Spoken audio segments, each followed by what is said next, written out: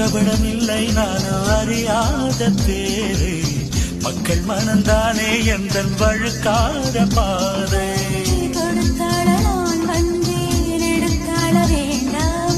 அடுத்தாடு பாராமல் தடுத்தாட வேண்டாமா